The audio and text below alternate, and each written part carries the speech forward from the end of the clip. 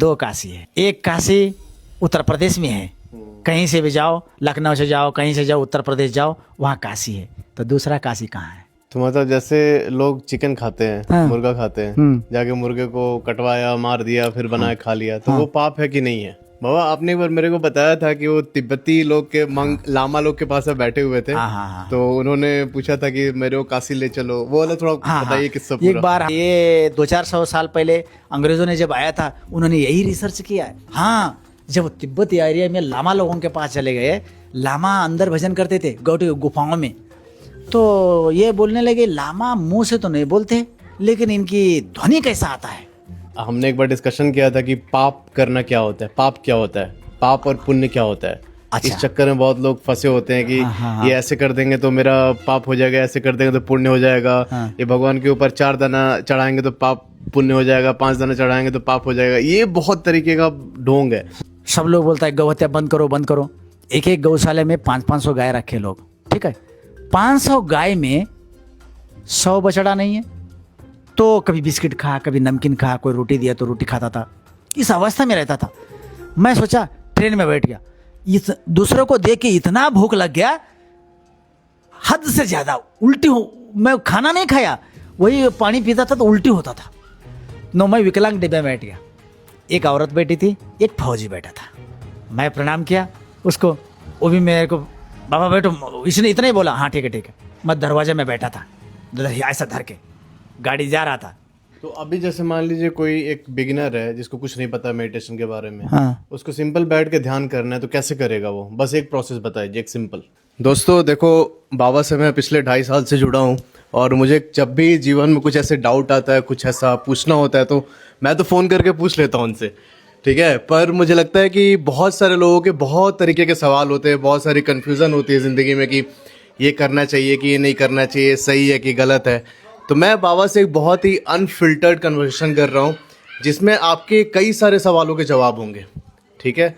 Related to daily life, related to spirituality, religion, धर्म, सब चीज़ से रिलेटेड, ठीक है। अनफिल्टर्ड कन्वर्सेशन रहेगा। मैं अभी कैमरे के पीछे साइड जा रहा हूँ, उधर से मैं सवाल बोलूँगा और बाबा उसका जवाब देंगे।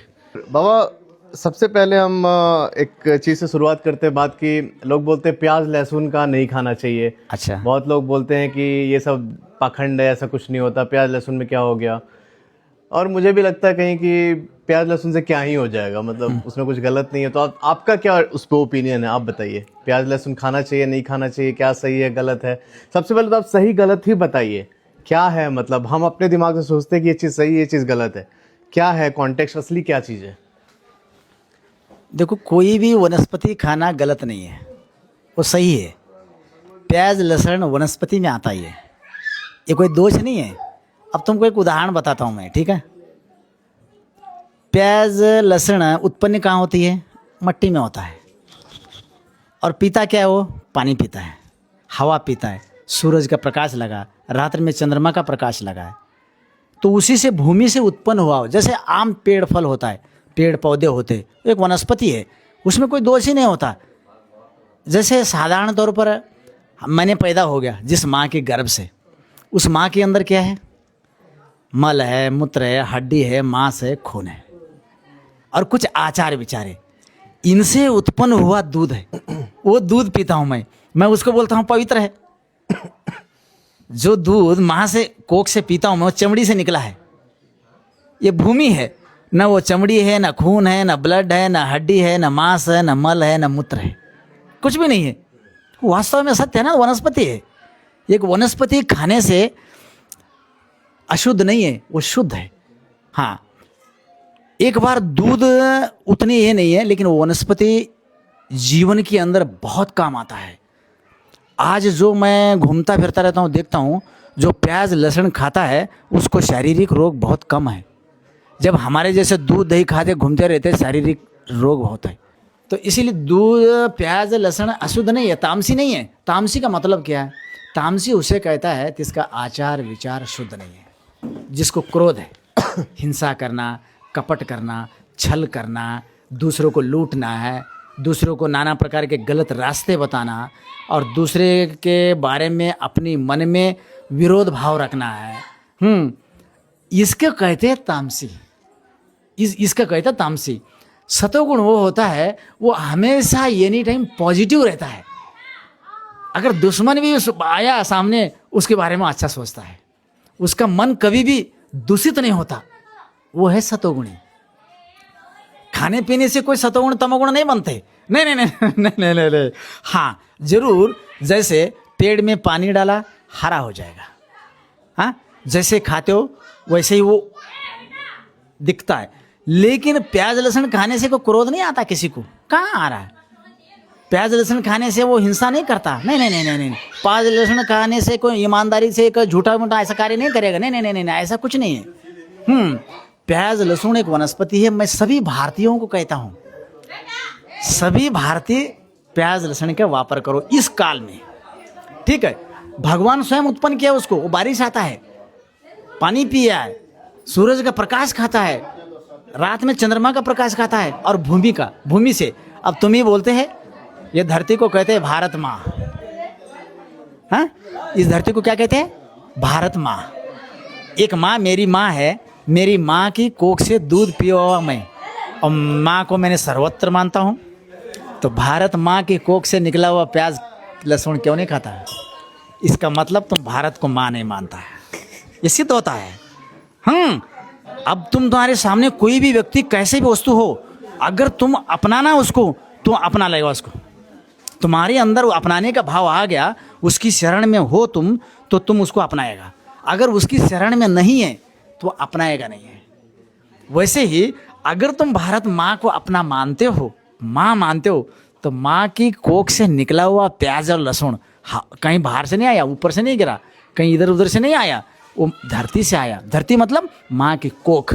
जैसे मैंने मेरी माँ के दूध पिया था कोख से, माँ की कोख से पला बढ़ा, सोया उठा, माँ ने लैट्रिन बाथरूम धोया, वैसे ही ये सारी जिंदगी भर लैट्रिन बाथरूम ढोती है, ये सारी जिंदगी भर पानी देती है, सारी जिंदगी भर सुलाती है।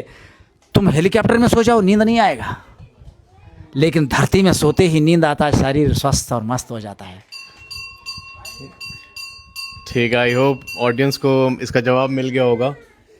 दूसरा बाबा प्रश्न ये है कि जैसे मैं घूमता हूँ पूरे भारत, मुझे लगता है कि घूमने से जो चीज़ हम सीख पाते हैं, जो चीज़ प्रैक्टिकल चीज़ें हम जान पाते हैं, वो ऐसे किताबों में, ऐसे कॉलेज वाले, ऐसे कहीं भी जाके नहीं मिलता है।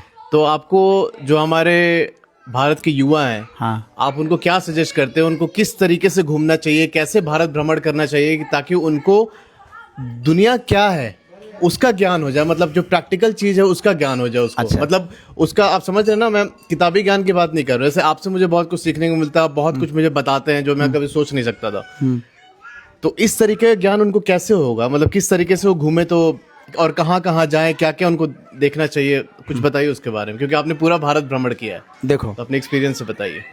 कोई ग्रंथ है, कोई किताब है, किसी ने लिखा है, वो लिखने वाला व्यक्ति किसी जाति और धर्म से जुड़ा हुआ है, वैसे ही लिखेगा वो। कैसे?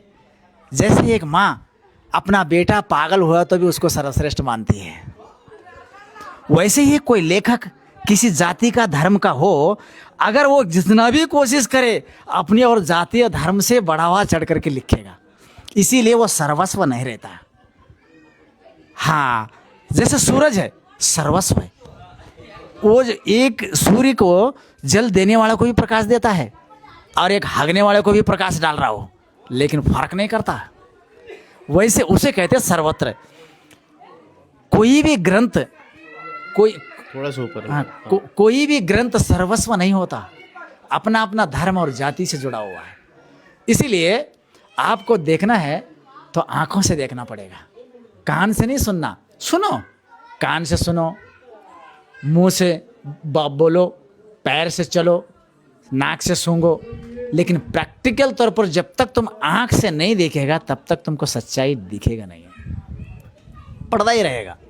इसीलिए घर बनाया गया है, शाम होते दरवाजा बंद, बाहर वाले को कोई पता नहीं क्या कर रहा, वो लोग खाना खा रहा, सोया है, नाच रहा, गा रहा, उनको क्या पता है। और बाहर जब खुलते हैं फिर सफाई।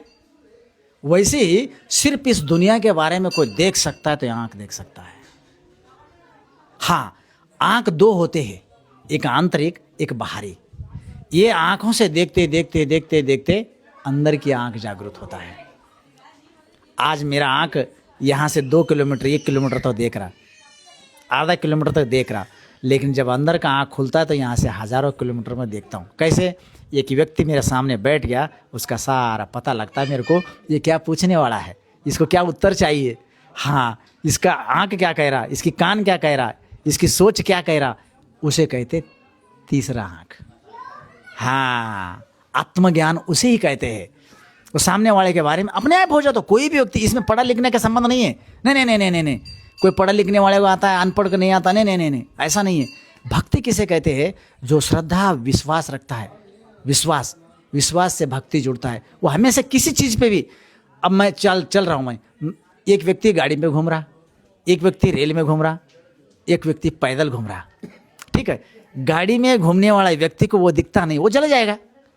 अब 10 किलोमीटर जाना तो ज़्यादा से ज़्यादा तुम 2 मिनट में या 10-20 मिनट में जाएगा, और पैदल व्यक्ति को 1 दिन भी लग जाता है, आधा दिन भी लग जाता है। और उसकी ज्ञान अलग रहेगा, तुम्हारा ज्ञान अलग रहेगा। इसीलिए मैं कहता हूँ, अगर भारत को देखना है तो जाति, संप्रदाय, धर्म से उठकर जो देखता है उसको दिखता है, जो अंदर रह के देखेगा उसको दिखता नहीं है। ये चीज़ किस तरीके से हम भारत को भ्रमण करें कि ये चीज़ से हम उठ के भारत को देख पाए? कैसे भ्रमण करें, कहाँ कहाँ जाना चाहिए आपको? मतलब अगर कोई ऐसे ट्रैवल अपना यात्रा शुरू करना चाहता है तो। हाँ, देखो, भारत में तीर्थों में जाने के बाद अलग ज्ञान मिलता है। तीर्थों में जाने के बाद अलग ज्ञान मिलता है। तीर्थ से हटकर तुम घूमते रहोगे, वो अलग ज्ञान मिलता है। 2 प्रकार के रास्ते हैं। तीर्थों में जाने के बाद साकार रूप के ज्ञान मिलता है, हटकर जाने से निराकार का ज्ञान मिलता है। जैसे निराकार का ज्ञान मतलब जैसे बुद्ध किया था, कहीं जाकर बैठ गया भाई, जंगल झाड़ी में, कहीं पहाड़ों में, कहीं इधर उधर, कहीं लामा लोग, नहीं, सभी धर्मों में सभी साधु संत है, हिमालय में, इधर उधर, कहीं भी हो। जो तीर्थों में रहेगा उसको साकार मतलब जो ग्रंथ के अनुसार, जो उस धर्म परंपरा वाले ने बनाया उसके अनुसार उतना ही ज्ञान मिलता है, बाकी नहीं मिलेगा। और बाकी तुमको सोचने भी नहीं देंगे वो लोग। हाँ, और तुम बाहर गया, जैसे सूरज का प्रकाश गिरता है ना, वैसे तुम्हारी नजरें दौड़ता रहेगा, तुमको बाहर दूर दूर तक जाने को मिलेगा, देखने को मिलेगा। और तीर्थों में वो ज्ञान नहीं मिलता। तीर्थों में ज़्यादातर आज तक हमारा देश में, मैं तो खुल कर बोलूँगा तुमको, पाखंड, ढोंग, ज़्यादा बनावटी ज़्यादातर हर तीर्थ में ही है, हर तीर्थ में। अब तुम सब लोग बैठे बोलते इतना, हाँ हमारे कुंभ में साधु संत आते, कहाँ से आते हैं तुम्हारा सवाल है। मेरे को देख के आंखें बंद हो जाता है, क्योंकि मैं भी केदार, बद्री, सारा हिमालय, तिब्बत एरिया घूमता रहता हूँ। ऐसा हम भी उसमें रहता है, घूमते रहते, देखते रहते, कहाँ से आता है कहाँ से नहीं, हमको पता है। कोई धरती से उठ के नहीं आता, कोई प्रकट नहीं होता, नहीं नहीं नहीं नहीं नहीं नहीं। हाँ, आज तो मेरे को लगता है पूरा भारत छाड़ लिया, एक भी प्रकट हुआ नहीं मिलेगा, एक व्यक्ति प्रकट हुआ नहीं मिलेगा इस समय। किसी न किसी, हर व्यक्ति अपने माँ बाप से पैदा होके आया है। हाँ, तो यही इसी को कहते हैं बनावटी, बना के बोलना, वास्तव में सत्य नहीं बोलना, ठीक है। जैसे परंपरा को दीक्षा ले लिया, मठ में रहते हैं, फिर कुंभ एक व्यवस्था है। कुंभ क्या है? कुंभ क्या, पहले ये जानो। कुंभ मतलब ये नहीं कि हरिद्वार में जाना, नहाना है, वहाँ प्रयागराज में नहाना है, ये बनाया गया है। कुंभ ओरिजिनल क्या है? हम जहाँ एक व्यक्ति पेड़ के नीचे बैठता है, हाँ, बैठ के अपनी सांसों पे ध्यान देता है, इड़ा, पिंगला, ये सुषुम्ना। जो सुषुम्ना मतलब कुंभ, ये चंद्र नाड़ी है, ये सूर्य नाड़ी है। चंद्र नाड़ी, सूर्य नाड़ी, ठीक है। ये जो सुषुम्ना है, ये है एक महाकुंभ, जहाँ संगम हो। हाँ, ये प्रति घंटे में 4 मिनट चलता है। उस 4 मिनट में ही भगवान का नाम लेने का नाम ही कुंभ है। हाँ, एक व्यक्ति पेड़ के नीचे बैठा है, उसी का इंतजार में बैठा है। चंद्र और सूर्य को बैलेंस करते करते करते करते करते इंतजार में रहता है, कब इसका कपाट खुलेगा, उतने में मैंने ध्यान लगाऊं। हाँ, वो है कुंभ। इसी का प्रतिरूप धर्म वाला ने एक स्थान बनाया। क्यों बनाया? सभी आ जाए, कोई जात हो, कोई धर्म हो, एक जगह आ जाए और मिले आपस में। अरे आज से बाहर कोई बैर नहीं भाई, हम तुम सारा एक ही है, आ जाओ, एक जगह नहाएंगे, एक जगह खाएंगे, एक जगह रात में सो के सुबह उठ के चले जाएंगे। इसका नाम है कुंभ। मुझे मिलन, एक जगह आके मिलना, उसके कहते हैं कुंभ। वैसे ये दोनों एक जगह जाके मिल जाता है, उसको कहते हैं कुंभ। हाँ, ये वो साकारा, ये निराकारा। इस निराकार कुंभ से भगवत प्राप्ति होती है, भगवत दर्शन होता है।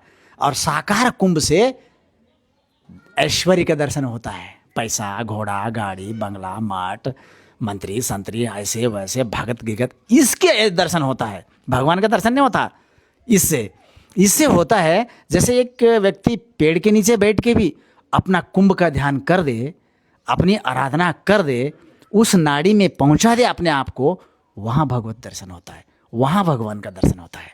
हाँ, इसीलिए मैं सभी को अपील करता हूँ, ये भ्रमित नहीं रखना कहीं मैं हरिद्वार नारे से भगवान प्राप्त होता है। हम तो जीवन भर नहाते नहाते तो थक गए। हाँ, भगवान क्या भूत भी नजर नहीं आ रहा। हाँ, ऐसा नहीं है। इसीलिए मैं सभी को बोलता हूँ, धर्म क्या है? धर्म अधर्म। धर्म मतलब सत्य बोलना, सत्य के आचरण करना, सत्य कहना, सत्य सोचना, सत्य के रास्ते देना, दुनिया को सत्य बताना। धर्म, इसको कहते हैं धर्म। सत्य क्या है? सत्यम शिवम सुंदरम। शिव पूजा मतलब सत्य बोलना है। दूध धाग प्रक्रिया हमारी भावनाएं हैं। ये मैं खाता हूं तो भगवान को भी चढ़ाऊं, मैं पहनता हूं तो भगवान को भी पहनाऊं, मैं कपड़ा पहनता हूं भगवान को फूल पहनाता हूं, मैं नाना प्रकार की चीज़ें खाता हूं भगवान को वैसे दूध दही घी मक्खन गक्खन ऐसे ऐसे नाच चढ़ाता हूं, मेरी मन प्रसन्नता के लिए। हाँ, हमने भगवान प्रतिरूप बनाया, हमारी धर्म का प्रतीक है। इस दुनिया के अंदर पता नहीं कितने धर्म है, सबकी प्रतीक अलग अलग है। भगवान एक है, सब अलग अलग है। कोई पत्थर में देख रहा, कोई पेड़ में देख रहा, कोई किसी वस्तु में देख रहा। हाँ, भगवान तो एक है ना। सूरज एक है, सारा संसार को प्रकाश देता है। चाहे वो पूजा करता है या खेत में काम करता है या फैक्ट्री में काम कर रहा है, वो मेरे को देख रहा नहीं देख रहा, उसे कोई लेना देना है नहीं भगवान को। भगवान कहा है 100 साल की तुमको उम्र देता हूं, 100 साल मेरे को पाने के लिए, एक दिन नहीं है, 100 साल पाना तो दूर ही रह गया, कम से कम मेरी रास्ते पे आने के लिए तो करो जुगाड़। 100 साल तक हमको यही पहचानना है। इसीलिए बोलते हैं ना, ये शरीर ही ब्रह्मांड है। ज़्यादातर कोई भी कहीं भी गया तो अपने आप को पहचान ले बोलते। हाँ, इसीलिए इस शरीर के अंदर ही सब कुछ है। हाँ, हमें तुम पूछ सकता है, ये शरीर के अंदर है तो तुम मंदिर में क्या कर रहा है, तुम इधर उधर तीर्थ में क्या कर रहे? ठीक है, ये शरीर है, ये हमारे देश है, इसमें धर्म कई है। इसीलिए हम भी किसी न किसी धर्म को जुड़ना पड़ता है, रहना पड़ता है। जैसे एक माता पिता होता है, वो कहीं भी बना सकता है घर, किसी धर्म के परिवारों में बना सकता है, लेकिन अपनी बच्चों को देखते हुए अपनी समाज में घर बनाती है ताकि ये थोड़ा सुरक्षित रहे, महसूस कर ले। वैसे ही धर्म है। हाँ, हम धर्म के पास रहेंगे, इसका मतलब अपनी समाज के पास रहना। अगर समाज के पास रहना है तो समाज जैसा रास्ता बताता है वैसे चलना पड़ेगा। वहाँ ज्ञानी ध्यानी नहीं देखेंगे, उनका रूट देखेंगे, उसी रूट से रहना पड़ेगा, तभी वो हमको बोलेंगे बाबा सही है। अगर उनका रूट भले ही हम कितना भी सही बोले, अच्छा बोले, उनका विरुद्ध हो गए तो मानेंगे नहीं, भगा देंगे। ऐसा। इसीलिए समाज अलग है, धर्म अलग है, भगवान अलग है। हाँ, ठीक है बाबा, तो जैसे आपने पूरा भारत भ्रमण किया है, हाँ, आपको क्या लगता है कोई ऐसी 5 जगह बताइए जहां पर जाना ही चाहिए लोग को, अगर वो कुछ अलौकिक एक्सपीरियंस करना चाहता है, तो मतलब कुछ अपने भीतर झांकना चाहता है, तो हाँ। 5 ऐसी जगह बताइए आपके हिसाब से। हाँ, ठीक है। पहला जगह तो देखो, आत्मा का संतुष्टि जगह का है काशी। काशी मुक्ति क्षेत्र है, काशी जाना ही जाना चाहिए। जाना ही जाना है। हाँ हाँ हाँ, कोई, मैं तो बोलता हूँ कोई भी धर्म का हो, हमारा धर्म तो जाना ही जाना, सनातनी तो कोई भी हो तो काशी, क्योंकि मानव की मुक्ति का स्थान ही काशी है। मानव का मुक्त स्थान काशी है। काशी, बाबा, जैसे आप जो 5 जगह बताएंगे उसके बारे में हम थोड़ा डिटेल में बात करेंगे, उन हाँ, सब जगहों के बारे हाँ, में। ठीक है, ठीक तो काशी में आपने काफी टाइम बिताया है, हाँ। तो आपको क्या अनुभव रहा? आप कुछ वहाँ के बारे में, कुछ विशेष जगहों के बारे में बताइए। काशी में कैसा अनुभव रहा, क्यों जाना चाहिए वहाँ पे, हाँ। क्या एक्सपीरियंस होता है? काशी ये अविमुक्त क्षेत्र है, भगवान का आनंद वन है। आनंद उस जगह जाने से, आजकल तो जो हमारी भावनाएं ये होता है, इसीलिए होता है काशी जाने के बाद उस स्थान की महिमा ही अलग है। काशी का वो मैं क्या, मेरे जैसा हजारों आया तो भी कर नहीं सकता, उसका महिमा वो गा ही नहीं सकता। हाँ, मैं जहाँ तक रहा मैं बताता हूँ, ठीक है, क्योंकि भगवान की मैं वहाँ कृपायु हुआ ना, वो दर्शन भी मेरे को किसी न किसी रूप में ये हो गया। काशी में भगवान हर जगह है, कण कण में। वैसे तो भोलेनाथ हर जगह है, सारा संसार ब्रह्मांड में, लेकिन काशी भगवान अपने आप गाया है काशी का। हाँ, काशी वाराणसी सारा एक ही है, वाराणसी है, काशी है, बनारस है। वाराणसी उसी के वरुण और अस्सी नदी के बीच में जो हिस्सा था उसको कहेगा वाराणसी। काशी पंचकोशी क्षेत्र में आता है। काशी भगवान का उद्भव स्थान है, प्रकट हुआ स्थान है। विश्वनाथ लिंग, विश्वनाथ मतलब लिंग, मतलब भगवान का प्रतीक लिंग। विश्वनाथ मतलब विश्व का नाथ, पूरा ब्रह्मांड का विश्वनाथ काशी। हाँ, इसीलिए वहाँ काशी में भगवान का दर्शन करना, वहाँ काशी में खाली कुछ दर्शन भी नहीं के छोड़ो, 4 वेद 8 पुराण जितने भी ज्ञानी ही ध्यानी कोई जरूरत नहीं। भगवान बोलते हैं काशी की गलियों में घूमने वाला भी, काशी में जो गली में घूमता है ना, उससे बढ़कर श्रेष्ठ तो कोई है ही नहीं दुनिया में। बोल हाँ, खाली काशी में विचरण करने से ही। हाँ, इसीलिए काशी में भी जो भी जहाँ रहे, 2 काशी है। ये सबसे मेन चीज है, 2 काशी है। 2 काशी है। एक काशी उत्तर प्रदेश में है, कहीं से भी जाओ, लखनऊ से जाओ, कहीं से जाओ, उत्तर प्रदेश जाओ, वहाँ काशी है। तो दूसरा काशी कहाँ है? भगवान का वो काशी सर्वश्रेष्ठ है, हमारे आज्ञा चक्र। ये बात। हाँ, इस ब्रह्मांड में, ये शरीर एक ब्रह्मांड है, यहाँ शिव का स्थान है। हाँ, सारे जगह शिव का स्थान है, लेकिन ये जो स्थान है इसी को काशी कहे गए, इसी को कैलाश कहते हैं।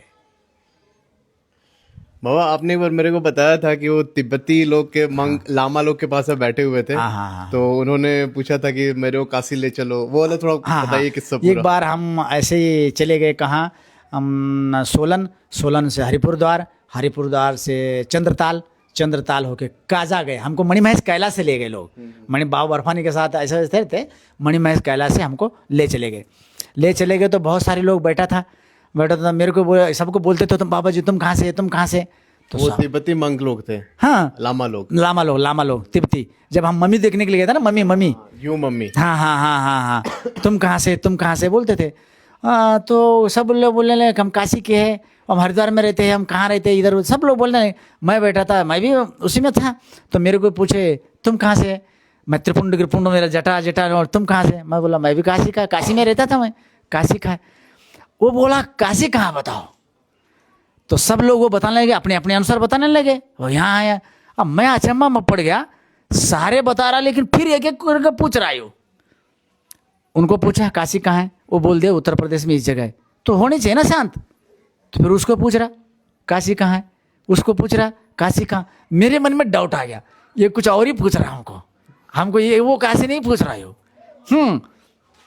तो मेरे को बोला बाबा जी आप तो त्रिपुंड हमेशा लगाते हो? मैं बोला हाँ, सुबेरे उठता हूँ तो मेरा स्नान नहीं होता, पहला त्रिपुंड लगता है, क्योंकि त्रिपुंड लगा के ही मैं बिस्तर से उठता हूँ, और त्रिपुंड लगा के बिस्तर में घुसता हूँ मैं, दिन भर रहता है। तो अच्छा, तो बताओ काशी कहाँ? मेरे को लगता है तुम काशी में रमण करते हैं। बोला हाँ करता हूँ, ऐसा लग रहा मेरे को भी। मैं बोला उसको रमण तो जरूर करता हूँ मैं काशी में। अच्छा बोलो काशी में कहाँ है तुम्हारी? तो मैंने बोला अभी तुम्हारे पास अगर मैं तुमसे हट गया, मैं तो काशी में बैठ गया समझ लो। मैं उनको बोला अरे हट गया तो काशी में बैठ गया? हाँ, काशी मतलब ये शरीर हमारी ब्रह्मांड है, भैरवतंत्र में वर्णन आता है ये। काशी मतलब शिवनेत्र आज्ञा चक्र। जो भी व्यक्ति संसार में कहीं भी रहे, इस जगह अगर उसको पूरी अपनी इंद्रियों को लेके यहाँ बैठ गया, वो काशी है, वही मुक्त क्षेत्र है, वही अविमुक्त है, वही उसी का नाम मोक्ष है। हाँ, तब उन्होंने मेरे को बोला बोलो तुम क्या खाओगे? तब उन्होंने पैर पड़ने लगेंगे, प्रणाम करने लगे। मैंने बोला रहने दो। वो तब बोले नहीं ऐसा नहीं है। फिर उन्होंने वहाँ हम रहा, हमको हमारे अनुसार जो भोजन बनता तो मेरे को पूछते थे क्या बनाना है। तो इसीलिए मैं बोलता हूँ काशी तो ये है, ये शरीर है, ये शरीर में चक्र है, 7 चक्र है, 7 चक्रों में 7 देवता वास करते, तुम ही लोग बोलते हो। हाँ, स्वादिष्ठान में ब्रह्मा का वास होता है, मणिपुर में विष्णु का वास होता है, यहाँ मणिपुर में। हाँ, मूलाधार में ओम श्री गणेशाय नमः को नाम लेके स्टार्टिंग करते हैं।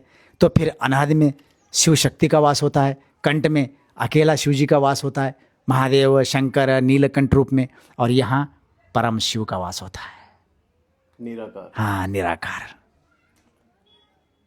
वायु और अग्नि, ये सूरज है, प्रकाश अग्नि है। अग्नि 3 प्रकार के होते हैं, है ना।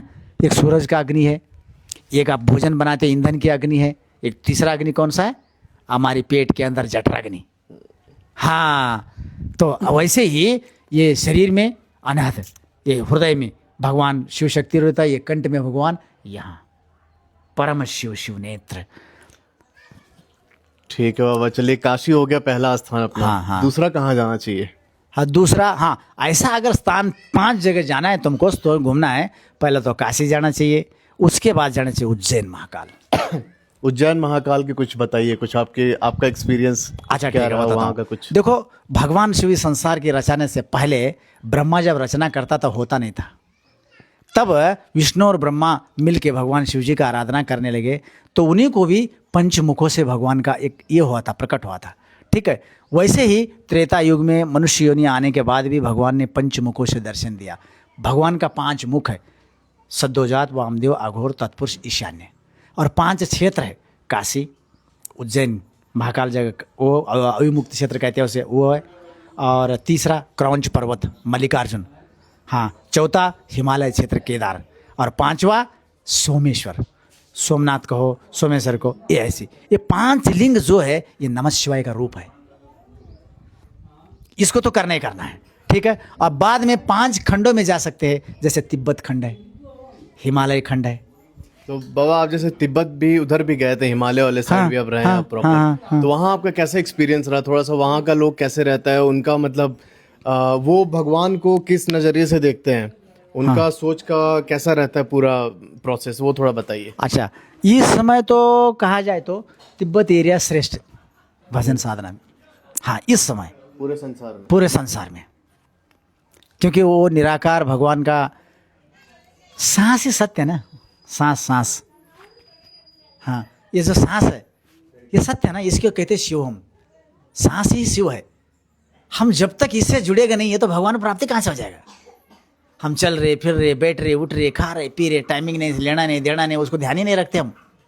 हाँ, जब जो व्यक्ति इसके ऊपर निर्भर रहेगा वही शिव के नज़दीक जाएगा, वही उस परमात्मा के नज़दीक जाएगा। ये हजारों वर्ष पूर्व, ये 200-400 साल पहले अंग्रेज़ों ने जब आया था, उन्होंने यही रिसर्च किया है।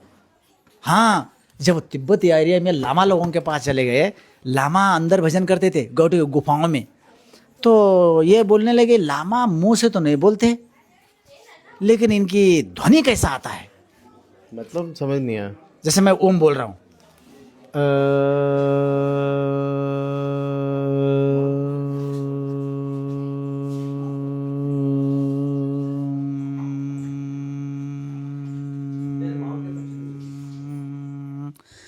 ये ध्वनि मैं बाहर से बोल रहा ना, ये ध्वनि अंदर से, मुंह बंद है, अंदर से ध्वनि आता है। वो कैसे आता है? यही अंग्रेज रिसर्च किया था लामा के ऊपर, वही विद्या हमको छुपाया था। वही भगवान शिव जी का आंतरिक विद्या है, उस आंतरिक विद्या से ही भगवत प्राप्ति होता है। हाँ, वो आपने वहाँ पे एक्सपीरियंस किया ये चीज़? हाँ, किया मैंने। तो हाँ। कैसे करते हैं वो बताइए एक बार थोड़ा। जैसे एक व्यक्ति बैठता है, हाँ, बैठने के बाद सबसे पहले शांत बैठो, बैठ के अपनी सांसों पे ध्यान दो। जब सांस लेते हो फिर हमको चक्रों में जाना होता। आंतरिक चक्र है, बाहर तत्व है। भगवान निराकार है और साकार है। अंदर चक्र रूप में नमः शिवाय है, बाहर अंदर चक्र में ओम प्रणव। चक्र को ही लिंग कहा गया है, शिवलिंग का प्रतीक। हाँ, शिवलिंग मतलब ओम प्रणव, तत्व मतलब नमः शिवाय। अंदर ओम, बाहर नमः शिवाय, वो ओम का आराधना करते हैं। हाँ, तो इसीलिए यहाँ द्वैत और अद्वैत, सनातन मतलब द्वैत और अद्वैत दोनों है। लामा इसका ही सनातन का एक खंड है, उन्होंने बाहर हो गया, इससे अद्वैत को अपनाया, निराकार का, अंदर खाली। इसीलिए और प्रणव का वो आराधना करते हैं। हाँ, और आराधना प्रणव का करता है, बाहर का जो जुगाड़ है ये सब कुछ नहीं है उसका, लेना देना ऐसे वैसे, इसीलिए वो स्वस्थ है। तो मतलब कैसे करते हैं वो लोग, ध्यान कैसे करते हैं, वो प्रोसेस बताइए ना एक बार। हाँ, प्रोसेस जैसे बैठा है, बैठ जाएंगे, सिंपल बैठ जाएंगे, ऐसा कुछ नहीं। कोई आसन लगा सकते हो, वज्रासन या पद्मासन, अर्ध पद्मासन, जो भी सुखासन, कोई भी, मैं बैठा है ऐसा लगा सकते हैं। इसके लिए स्पष्ट हमें खाना पीना, कैसे खाना कैसे पीना ये जरूरी है। ये ध्यान साधना करने के लिए सबसे पहले पेट खाली होना जरूरी है। हाँ, जब प्रैक्टिस पूरा होता है उसका, थोड़ा बहुत खाया तो चल जाएगा, लेकिन तब तक है ये, क्योंकि हम जैसे सांस है, भर गया, कहाँ तक भर गया, स्वादिष्टान चक्र तक, मणिपुर चक्र के नीचे भी पहुंचा देता है एक साधक। हाँ, ज़्यादा ज़्यादा एक व्यक्ति यहाँ तक ले सकता है, नाभि तक, लेकिन जो साधक होता है उसके नीचे भी अनुभव करता है, गुजरता है। वो क्या करता है, वहीं से जब सांस रोकता है, सांस रोक के इस ध्वनि का, ओम का, प्रणव का उच्चार करता है। हर चक्र में, स्वादिष्टान में अ, मणिपुर में उ, अनहद में म, मौन। स्वादिष्टान मतलब रचना, रचना ब्रह्मा ने रचना किया था, यहीं से रचना स्टार्टिंग होता है ना। पैदा, बच्चा पैदा कहाँ से होता है, यहीं से स्टार्ट होता है। फिर पलता कहाँ, यहाँ पालन, विष्णु। यहाँ आने के बाद भगवान हिमालय में कैसे बढ़ते, मौन, चुप, मौन। उसके बाद क्या चलता है, वायु और प्रकाश, दो ही है। खाते हो तो कहाँ रुकता है, यहाँ आके रुकता है, यहाँ नहीं रुकता। हाँ हाँ, ये मौन है, यहाँ आ गए मौन, यहाँ सफाई है, यहाँ भी सफाई, यहाँ भी सफाई, यहाँ क्लीनिंग, यहीं आता है वो रचना और पालन। वहीं ये संसार माया है। अल्लामा इस माया से भी ऊपर उठ जाते। माया से ऊपर उठना मतलब इसको खत्म करना। हाँ, जैसे मैं 3 टाइम खाना खा रहा हूं, 1 टाइम खाना, 1 टाइम में कितना रोटी खा रहा, 5 खा रहा, उसमें 2 करना, 1 करना, खत्म करना का ये तरीका है। तब शरीर का मल खत्म होता है। हाँ, उसके बाद ध्यान लगता है, उसके बाद लगता है। तो इसीलिए प्रोसेस है। इसीलिए लोग मेडिटेशन करवाते हैं, कोई दीक्षा दे के वो बोलेंगे तुमको 12 साल तुम यहीं रहना पड़ेगा हमारे मठ में। पहले ज़माने में था ये, 12 साल तक यही व्यवस्था बनाते थे उसको, तो आजकल तो नहीं ना। हाँ, तो इसीलिए तो ये प्रोसेस सभी का धारण कर सकते हैं। हाँ, दूसरा, अब मैं शिवलिंग का आराधना करता हूँ, भगवान का चिन्ह का, जैसे शिवलिंग है, मैं हाथ में, मेरे गले में लिंग है, मैं हाथ में उसको लेके यही ध्यान करता हूँ, यही प्रोसेस करता हूँ। हाँ, निराकार ध्यान करता हूँ, उसके कहते हैं शिव योगा। योग मतलब क्या होता है, योग मतलब मिलना, मिलना, योग। तुम कहीं किसी से तुमको मिल गया, तुम क्या बोलते हैं, ये योग है, योग था, आज हमारी मिलन हो गया, बोलता है ना, उसे कहते योग। और शिव मतलब शिव जी का प्रतीक चिन्ह, लिंग, शिव योगा। इसमें सनातन धर्म में उसको शिव योग कहते हैं। फिर उसको अलग करना है तो मॉडल दूसरा बना देगा, उसका नाम चेंज कर देगा। तुम्हारा गाड़ी है, उसको अगर दूसरा कुछ कलर में दिखाना है तो कलर चेंज करेगा, कोई ऐसा ये हटा देगा सारा। वैसे इसीलिए ऐसा है। तो अभी जैसे मान लीजिए कोई एक बिगिनर है जिसको कुछ नहीं पता मेडिटेशन के बारे में, हाँ, उसको सिंपल बैठ के ध्यान करना है तो कैसे करेगा वो, बस एक प्रोसेस बताइए, एक सिंपल। ठीक है, सिंपल बैठना है तो सिंपल करना है, सुखासन में बैठो, पहला अपने खाने पीने पे ध्यान दो, हल्का खाना होना चाहिए, ठीक है, कुछ नहीं करना, सांस लेना, अपनी सारी इंद्रियां कटा करके यहाँ लाना। कैसे? अब बैठ गया तुम, ठीक है, मेरा मन भाग रहा है इधर उधर, भाग रहा ना, कहीं ना कहीं विचार आ रहा ना, उन विचारों को रोकना, बस यही लाना, उस विचारों को हम पकड़ पकड़ के यहीं लाना, दौड़ाना नहीं। उधर भाग रहा तो उधर नहीं जाना, इधर आना। इधर आना कैसे, ये छोड़ इसके, ये छोड़ इसके, मतलब अपने विचार पे कुछ रिएक्ट ही नहीं करना है, बस उसी का नाम ध्यान है। जो भी विचार है उसको बस देखो, बस देखो, जाने दो। जैसे रेलवे स्टेशन पे बैठे हैं, ट्रेन आता है, डिब्बा को देख रहा हो तुम, डिब्बा जा रहा, 1 जा रहा, 2 जा रहा, 3 जा रहा, 4 जा रहा, 5 जा रहा, खत्म हो गया। वैसे विचार आ रहा, जाने दे से, वो भगाते रहो। हाँ, फिर खाली यहीं बार बार अपनी चेतना को यहीं लगाओ,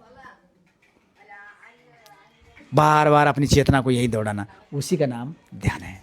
बाबा एक और इम्पोर्टेंट क्वेश्चन, जैसे हमने एक बार डिस्कशन किया था कि पाप करना क्या होता है, पाप क्या होता है, पाप और पुण्य क्या होता है। अच्छा। इस चक्कर में बहुत लोग फंसे होते हैं कि ये ऐसे कर देंगे तो मेरा पाप हो जाएगा, ऐसे कर देंगे तो पुण्य हो जाएगा, ये भगवान के ऊपर 4 दाना चढ़ाएंगे तो पाप पुण्य हो जाएगा, 5 दाना चढ़ाएंगे तो पाप हो जाएगा। ये बहुत तरीके का ढोंग है। मतलब मैं जनरली, मतलब मेरा मानना है कि ऐसे मैं मानता नहीं हूँ कि ये मतलब इतना इस दिन इतना तिल चढ़ाओ, इतना चावल चढ़ाओ, तो उस दिन सुबह में ऐसे कर दो, तो शाम को एक डिब्बा दूध चढ़ा दो, तो सुबह में दिन देख के ये करना, मुझे वो सब समझ में नहीं आता। ठीक है, ना ही मैं करता हूँ। मैं तो मानता हूँ कि भाई मन की अगर शुद्धि है, ठीक है, वो वही सबसे श्रेष्ठ है। मतलब भगवान को, भगवान वहीं से खुश होते हैं। तो क्या ये लोगों को समझाइए थोड़ा एक बार कि कर्म कैसे, कर्म ज्यादा इंपॉर्टेंट है कि भाव इंपॉर्टेंट है, कैसे है, थोड़ा सा बताइए। देखो, सबसे प्रथम कर्म इंपॉर्टेंट है, ठीक है। भाव तो है ही है, नेचुरली रहता है वो भाव करने की जरूरत नहीं, वो जुड़ जाता है नेचुरली, वो अंदर रहता है। बाहर तो ऐसा तो है नहीं भाव पैदा कर दे, नहीं, वो अपने आप ही जुड़ जाता है। लेकिन कर्म हमें करना पड़ता है, ठीक है। अब देखो, पाप और पुण्य ये संसार में आज ही नहीं है। पाप, पुण्य, धर्म, अधर्म, अच्छा, बुरा, गलत, सही, इसी का नाम है ना सब। एक साधारण भाषा में ले तो गलत और सही क्या है, पाप और पुण्य, गलत और सही। गलत क्या है? किसी को गाली देना, किसी के बारे में बुरा सोचना, किसी ज़मीन हड़पना, किसी के पैसा हड़पना, किसी को मारपीट करना। एक व्यक्ति नशा करता है, नशा करके किसी को, दूसरे को तंग करना है, दूसरे को लूटना है, घसोटना है, झूठ बोलना है, ये है। इसलिए भगवान भी कहते हैं, एक हत्यारा को माफ़ करता हूँ मैं, लेकिन झूठ बोलने वालों को कभी माफ़ नहीं करता। झूठ मतलब दूसरे को घर ही डुबाता है वो। हत्या तो एक आदमी एक ही का करता है, ये संसार में झूठ बोल के कितने को डुबाया पता नहीं। हाँ, झूठ बोलने वाला आदमी हजारों को डुबाता है, और वो एक व्यक्ति झूठ बोलता है, उसका मन तड़पता रहता है, तड़पता है ना। हाँ, तड़प तड़प के वो बेचारा ये हो जाता है। एक मारता है, मारने के भी एक ही बार मर जाता है इंसान, ठीक है। लेकिन जो झूठ बोलने वाला, किसी का गलत काम करने वाला, जिंदगी भर तड़पाता है, वो पाप है। हाँ, एक चींटी जाता है तुम्हारे पैरों के नीचे आ गया, वो मर गया, वो पाप नहीं है, वो पाप नहीं है। अगर तुम उसको जहर डालते हो मारने के लिए भावना से, वो है पाप। तुम्हारी भावनाएं है, इसको मारना है, इसके साथ गलत करना है। तो मतलब जैसे लोग चिकन खाते हैं, मुर्गा खाते हैं, जाके मुर्गे को कटवाया, मार दिया, फिर बनाया खा लिया, तो वो पाप है कि नहीं है? वो पाप नहीं है। कैसे? देखो, क्योंकि वो उसको खाने के भावना से वो कर रहा है ना, मार रहा है उसको। करेक्ट। अब ये बहुत कंट्रोवर्शियल हो जाएगा, मतलब बहुत लोग इस पे अपनी अपनी राय देंगे, पर आप बताइए आप क्या सोचते हैं? ठीक है, अब तुम कपड़ा पहना है, फैक्ट्री चला है ना, बनाया, तैयार हुआ। पौराणिक जमाने में कपड़ा थे नहीं, बड़े बड़े राजा लोग बागंबरी पहनते थे। कहाँ से आता हो? किसी को मार के आया होगा ना, क्या ऐसे ही निकला? हाँ, अगर चलो ठीक है, हिंसा नहीं है। एक टाइम की कथा बताता हूं। ब्रह्मा ने संसार की रचना किया, विष्णु ने पालन करने लगे। तो विष्णु भगवान बोले ब्रह्मा को, थोड़ा कम करो रचना, क्योंकि इतना उत्पन्न मत करो, इतना कैसे डालेंगे, रहने के लिए जगह नहीं होगा, या एक में ऊपर मर जाएंगे, कहाँ रहेंगे? एक कमरे में 10 आदमी नहीं रह सकता, इसीलिए तुम कम करो, 2-4 आदमी को रखो। ब्रह्मा बोला कम हो नहीं रहा। उस समय मृत्यु ही नहीं था। क्या नहीं था? मृत्यु ही नहीं था। तो विष्णु बोला, ब्रह्मा बोला ना, मैं नहीं होता, मेरे से नहीं होता। तो बोले, विष्णु जी बोला, अरे नहीं होता तो मैं अनाज नहीं देगा, इतना कहाँ से देगा, है ही नहीं, इतना रहने के लिए जगह नहीं है। तब मृत्यु नहीं तो कोई मरण ही नहीं था ना, जो आता ही रहता है, पैदा ही पैदा। तब भगवान दोनों मिलके भगवान की आराधना करते हैं, शिव जी का।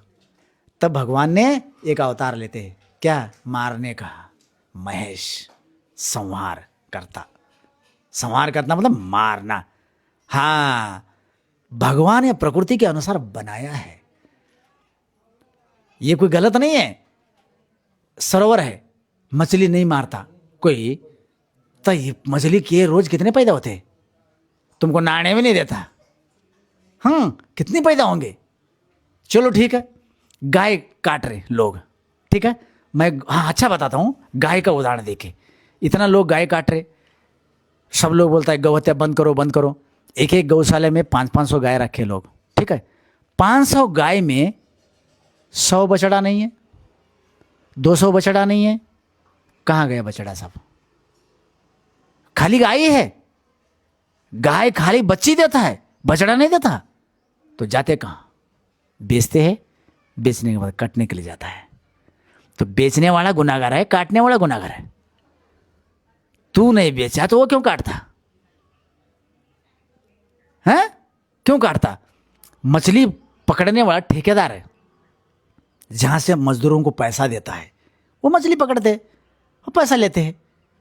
क्यों पकड़ते हैं? सरकार इतना रोजगार नहीं लगाते हैं। रोजगार चाहिए ना। जब इंसान भूखा रहता है, पाप और पुण्य का पता नहीं लगता उसे, कौन सा पाप कौन सा पुण्य। कैसे? मैं जा रहा हूँ, मेरे को भूख लगा, 2 दिन गया, भूख लगा, बहुत बहुत भूख लगा। एक उदाहरण ही बताता हूँ मैं यहाँ, उसके बाद भूख लगा। कहाँ? उस समय मेरे सामने जाति नहीं आएगा, धर्म नहीं आएगा, उस समय मेरा रोटी ही आता है खाली। कब मिलेगा मैं कब खाएगा, कब पानी मिलेगा पिएगा, उसमें यही आता है। उसमें धर्म ही नहीं आता, कोई जाति नहीं पता रहता, कोई व्यक्ति के बारे में पता नहीं रहता। वो कैसे? एक उदाहरण बताता हूं मैं। महाराष्ट्र में था मैं जा रहा था, रेल में बैठ गया। 3 दिन भूखा था मैं, 3 दिन। उस समय मैं किसी को मांगता नहीं था, किसी को कोई देने के लिए भी तो मना कर देता था। तो कभी बिस्किट खा, कभी नमकीन खा, कोई रोटी दिया तो रोटी खाता था, इस अवस्था में रहता था। मैं सोचा, ट्रेन में बैठ गया, दूसरों को देख के इतना भूख लग गया, हद से ज्यादा उल्टी हो। मैं खाना नहीं खाया, वही पानी पीता था तो उल्टी होता था। मैं विकलांग डिब्बे में बैठ गया। एक औरत बैठी थी, एक फौजी बैठा था। मैं प्रणाम किया उसको, वो भी मेरे को बाबा बैठो, इसने इतना ही बोला, हाँ ठीक है ठीक है। मैं दरवाजे में बैठा था, ऐसा धर के गाड़ी जा रहा था। वो चाय वाला आ गया, उसके पास था बिस्किट बंद और चाय। मेरे को बोला, फौजी चाय चाय चाय करते आया। फौजी बोला, बाबा को एक चाय दे दे। मैंने बोला, मैं चाय पीता नहीं है, मैं चाय नहीं पीता। चाय वो उस समय था 2 रुपये 3 रुपये ऐसा कुछ लेता था होगा, बिस्किट सस्ता था। मैंने बोला, मैं चाय पीता नहीं, मेरी चाय नहीं चाहिए, बिस्कुट दिलाओ मेरे को। मैं क्योंकि 2 बिस्किट खा गया तो पानी पिएगा तो मेरा थोड़ा शांत हो जाएगा आत्मा। फौजी मेरे को बोला, मैं चाय देगा बिस्किट नहीं देगा। हाँ, ये मेरे साथ घटना हुआ ये। मैं चाय देगा, क्यों बोला? मैं चाय देगा बिस्किट नहीं देगा। तब बगल में औरत बैठी थी, उनके साथ बात करने लगे। वो औरत माता बोली भी, क्या बोली, हमसे क्या। वो माता को 100 रुपये देने लगे, वो बच्चों को, उनकी 2 बच्चे थे छोटे छोटे, उनको 100 रुपये दिया। वो माता बोली, मेरे को क्या देता है, बाबा को दो, वो कुछ खाएगा, और माँ उसको नहीं देगा, और चाय पिएगा तो चाय पिलाऊंगा, लेकिन उसको नहीं देगा। हमारी मर्जी है, वो मांगने से वो चीज़ थोड़ी देंगे हम, वो कुछ भी मांगता है। वो बोलने लगा। तो तब मैं फिर मेरे को बोला, बाबा चाय पिएगा? मैंने बोला, चाय नहीं पिएगा मैं, क्योंकि कभी पीता नहीं था मैं चाय, क्योंकि आदत क्यों डालूं चाय का, इसीलिए मैं चाय की नफरत था, मांगना पड़ता था, अच्छा नहीं लगता था। हाँ, कुछ खिलाया तो पानी पिया तो थोड़ा आत्मा तो शांत हो जाएगा, मेरा और दिन कट जाएगा। 4 बिस्कुट खाया तो भी मेरा ये होता था। तो मेरे को जास्ती हो गया, हद से ज़्यादा हो गया भूख। ये क्या कह रहा है, मेरे को ये फक्र नहीं होता था, लेकिन हद से ज़्यादा हो गया। फिर एक स्टेशन आया, उस स्टेशन का नाम था सेगांव गजानन महाराज स्टेशन। मैंने स्टेशन ऐसे खड़ी हो गया, एक को ऐसे मांगने खाने आ गया, मेरे साथ भिखारी जैसा, बाबा जैसा, मेरे जैसा ही था, कपड़े के ऐसे आया। मेरे को बोला, बाबा जी उतरो यहाँ से सेगांव गजानन महाराज का आश्रम है, वहाँ जाके भोजन करो। मैं बोला, ठीक है। कितना दूर है? यहाँ से 5 किलोमीटर है। मैं उतर गया। मैं गया, थोड़ी देर मार्केट में गया, ऐसे मार्केट में था ना, दुकानें, किसी से आलू ले लिया, किसी से गाजर ले लिया, ऐसे 2-4 गाजर खाते मैं शाम तक गजानन महाराज आश्रम पहुंचा। वहाँ मैंने रोटी दाल खाया था। हाँ, तब जाके हमारा वो बंद करके जा रहा था मैनेजर, मेरे को देखा तो अब मैं बोला, मेरे को भोजन मिलेगा? हाँ मिलेगा। और गेट खोला, अंदर भंडारे में जाके मेरे को छोड़ दिया, मैं बाहर बैठा हूँ, तुम खाओ। बड़ा रोटी 4-4 पीस कटिंग रखता था, दाल रहता था, मैंने खाया। खा के बाहर आया, मैं सो जाऊं तो जहाँ इच्छा हो तो सो जाओ, मैं सोया। हाँ, ये है, ऐसी अनुभूति होता है। हमने ऐसी भारत भ्रमण किया है। हाँ, कहीं जाते फिर ये जो नॉनवेज खाने का ये है, हाँ, तो इसमें कुछ गलत नहीं नहीं नहीं नहीं नहीं नहीं, ये गलत फलत को, हाँ ठीक है, मैं पूरा भारत भ्रमण किया, आज तक नॉनवेज खाना क्या, मैं तो कहता हूँ मेरी माँ की कोख में भी कभी नॉनवेज नहीं गया, लेकिन फिर भी मैं विरोध नहीं करेगा इसका, ना ना ना ना ना, मैं खाता नहीं हूँ तो वो गलत नहीं है, नहीं नहीं नहीं नहीं, इस संसार में गलत वो है जो दूसरों को रास्ता गलत देता है, जो दूसरों को गलत करता है, दूसरों को नुकसान पहुंचाता है, जिसकी ज़मीन जायदाद कब्जा करता है, जिसका पैसा लूटता है, दूसरे की माँ बहन बेटियों पर नज़र उठाता है, दूसरे को अत्याचार करता है, वो है गलत, वो है पाप। मांस खाना, मारना पीना ये कुछ पाप नहीं है। अगर पाप होता, इतना बकरी कटता है उसको पाप होने लगता, पाप होता तो लग जाता, अब तक यहाँ कोई पाप पुण्य नहीं इसमें समझ ले आता। हाँ, तो इसीलिए ऐसा कुछ नहीं है। हाँ, हम गंगा जी में रहते हैं, वहीं मछली पकड़ते, वो केवट है, उनकी कमाई होता है, एक एक दिन में हज़ार हज़ार कमाते हैं, तो हम पुण्य करने वाले दर्शन करते करते हमको 100 रुपये भी नहीं मिलता, तब ऐसा कुछ नहीं है, सब बकवास है। सिर्फ एक को कंट्रोवर्सी करके गलत बोल के उसको नीचे दिखाते हैं, एक कला आई है। अब तुमको समझ लो, तुम्हारे ऊपर कोई आरोप लगाना, कुछ ना कुछ ड्रामा करेंगे, इसीलिए कहता ना मैंने, दो चीज होता है, एक हलाल, एक षड्यंत्र, हलाल षड्यंत्र। मैं गर्व से कहूँगा इस बात को, कोई देखे ना देखे, तुम खुद बोलता है ना, बोलो ये बात, हाँ बाद में चाहिए तो तुम काट सकते हैं, देखा सकते हैं, अब कुछ नहीं कटेगा, आप बोलिए बस। तुम बोलेगा मुसलमान हलाल करके मारता है, बोलता है ना, ससुर कोई हलाल में करता है बोलता है, मैं तो बोलता हूँ हम अपने लोग कैसे करते हैं, षड्यंत्र करके मारते हैं। कैसे? एक भाई होता है, भाई को अगर दुख देना है तो कुछ ना कुछ चाल चलेगा, घर में घरवाली को छोड़ देगा, ऐसा हो गया वैसा, जीना हराम कर देगा। हाँ, ये इसको कहते हैं षड्यंत्र। हलाल म्हणजे हत्या, षड्यंत्र म्हणजे तड़पा के मारना, संकट देना, कुछ ना कुछ पीछे से, तुम जा रहा कोई बैग से ठोक दिया, जो जहर डाल दिया, जैसे डॉक्टर अम्बेडकर था। ये तो हर धर्म में हो सकता है, वो तो इंसान के ऊपर हाँ होता है। इसीलिए मैं बोलता हूँ पाप और पुण्य यही है। हाँ, बाकी कुछ नहीं संसार में, सभी पापी है, सभी पुण्यवान है, क्योंकि भगवान ने सबको प्रकट किया। शरीर तो सबका है, ये भगवान द्वारा प्रकट है ये, हाँ, किसी व्यक्ति द्वारा नहीं है। हाँ, आज हमारा समाज और धर्म कहाँ है, इतना गंदगी फैल कर रखा, किसी को 1 मिनट में ध्यान लगाना मजबूर हो चुका है। क्यों? इस गंदगी की वजह से। सभी के शरीर आत्मा पवित्र है, सभी के शरीर पवित्र है, यही गंदगी, विचार, सोच, मानसिकता, हाँ, ये कटु मानसिकता, यही हमें गुलाम बनाता है। तो बाबा जी, सबसे मेन बात यही है कि अगर हम किसी शरीर को ऐसे कष्ट देने से ज्यादा पाप, हाँ, अगर हम उसकी आत्मा को, उसके मन को ठेस पहुंचाते हैं, वो है। हाँ, क्या मतलब शरीर को कष्ट देना वैसे पाप नहीं है, अगर किसी को हम ऐसे बोलते हैं तो वो पाप है। अगर हम किसी की आत्मा को ठेस पहुंचाते हैं, महापाप है, पाप है, वो पाप है। हाँ, आत्मा बड़ा है ना, आत्मा परमात्मा, शरीर से परमात्मा जुड़ा नहीं है, आत्मा से जुड़ा हुआ है, आत्मा से जुड़ा हुआ है। इसीलिए हम किसी को ठेस पहुंचाते हैं, किसी को दुख देते हैं, पीड़ा देते हैं, वो पाप है। हाँ, तो यार, अगर ऐसे पाप होता है, लक्ष्मण जी सुपर्णखा का नाक क्यों काटते? पाप होता, राम जी रावण को क्यों मारते? पाप होता, बाली को क्यों मारते? नहीं, ऐसा कुछ नहीं है। हाँ, उन्होंने किसी को ठेस पहुंचाया है, किसी को तड़पाया है, इसलिए सजा दिया।